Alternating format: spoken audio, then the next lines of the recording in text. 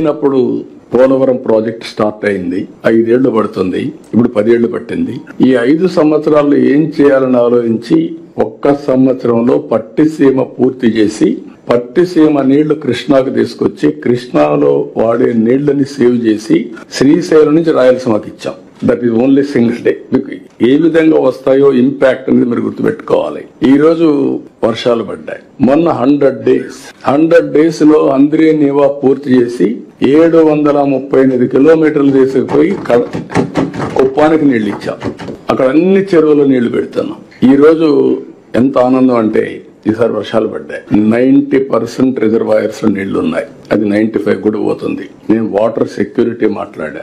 గోదావరిలో ఇప్పటికి కూడా కొన్ని వేల టీఎంసీ నీళ్లు సముద్రం లేకపోయినాయి. అదే సమయంలో కృష్ణాలో కొన్ని వందల టీఎంసీ, అవి కూడా వేలై ఉంటాయి. ఇప్పుడు కడాని ఎప్పుడూ పారినటువంటి పెన్నా కూడా ఫ్లడ్ వచ్చింది. ఇప్పుడు ఈ రోజు మీరు చూస్తే సోమశిలకు నీళ్లు ఇచ్చిన తర్వాత పెన్నా ఫుల్ అయి సోమశిల పూర్తయి పెన్నా ద్వారా సముద్రంలోకి నీళ్లు పోయే పరిస్థితి వచ్చాయంటే పెన్నా రివైవ్ అయింది. కృష్ణా గోదావరి బ్రహ్మాండంగా వాడుతున్నాయంటే that is nothing but Varuna దేవుడు కరుణించాడు, మనం సద్వినియోగం చేసుకున్నాం.